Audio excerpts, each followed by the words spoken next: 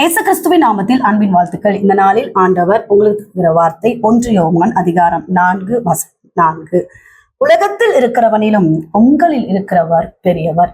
பிரியமானவர்களே, இந்த காலை வேளையில உங்களோடு கூட ஆண்டவர் இந்த வசனத்தின் மூலமாக பேச போகிறார்.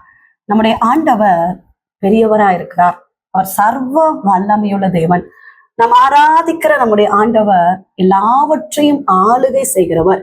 அவரால கூடாத காரியம் ஒன்றுமே இல்லை. பிரியமானவர்களே, ஒரு வாலிபன் ரொம்ப நாளா ஒரு ஜாபுக்காக ட்ரை பண்ணிக்கிட்டே இருந்தாங்களாம். ஜாப் கிடைக்கவே இல்லை. ஒரு பக்கம் கடன் பாரம் அதிகமாகி கொண்டே இருந்தது. எல்லாரும் கேலி கிண்டல் பண்ண ஆரம்பிச்சாங்க. பயங்கரமான ஒரு நெருக்கம், பயங்கரமான ஒரு போராட்டம். மனம் சோர்ந்து போய் தளர்ந்து போய், ஆண்டவரே, என்னுடைய குடும்பத்தின் இந்த சூழ்நிலையை மாற்றுங்கப்பா. என் குடும்பத்துல பயங்கரமான ஒரு புயல் வீசி கொண்டிருக்கிறது. இந்த புயலை அமைதிப்படுத்தும், இந்த பிரச்சனைக்கு ஒரு முடிவை தாங்க ஆண்டவரே அப்படின்னு சொல்லி ஒவ்வொரு நாளும் அந்த வாலிப மகன் முழங்கால நின்று ஜெபிக்க ஆரம்பித்தாங்களாம். பிரியமானவர்களே, கர்த்தர் அற்புதத்தை செய்ய ஆரம்பித்தார்.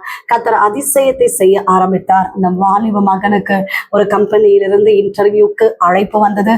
அந்த வாலிப மகனும் கடந்து போனான். நல்ல சேலரி உள்ள ஒரு ஜாபை கர்த்தர் கொடுத்தாராம்.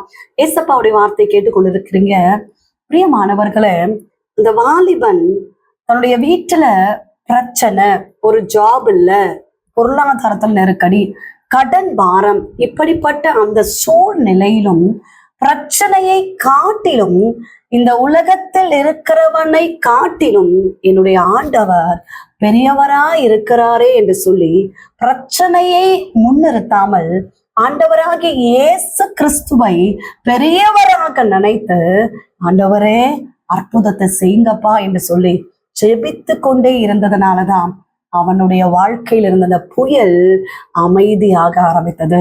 கர்த்தர் சமாதானத்தை கொடுத்தார்.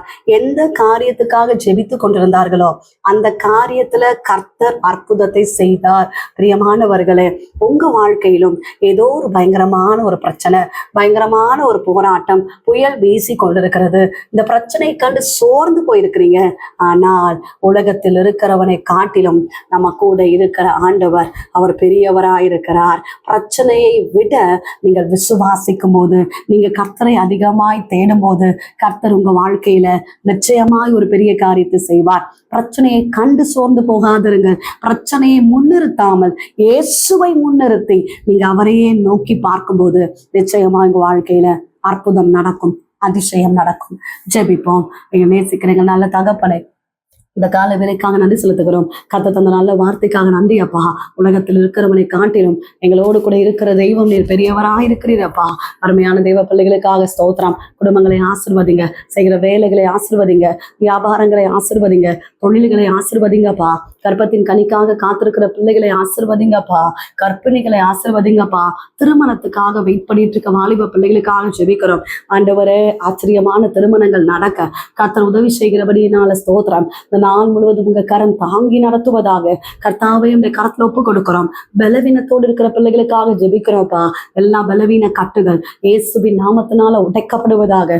பரிசுத்த ஆவியானவரே, நீர் ஆளுகை செய்கிறபடியினால ஸ்தோத்திரம். கடன் பாரத்தோடு இருக்கிற குடும்பங்களுக்காக ஜெபிக்கிறோம். கடன் பாரங்கள், நெருக்கங்களை மாற்றுங்கப்பா. சமாதானத்தை கொடுங்கப்பா, சந்தோஷத்தை கொடுங்கப்பா, ஆறுதலை கொடுங்கப்பா, தேவைகள் எல்லாம் சந்திங்கப்பா. பொருளாதாரங்கள் எல்லாம் ஆசீர்வதிக்கிறபடியினால ஸ்தோத்திரம். நாள் முழுவதும் கர்த்தர் நடத்துவீராக. ஏசப்பா, வாலிப பிள்ளைகளுக்காக விசேஷமாய் ஜெபிக்கிறோம். படிக்கிற பிள்ளைகளை ஆசிர்வதிங்க.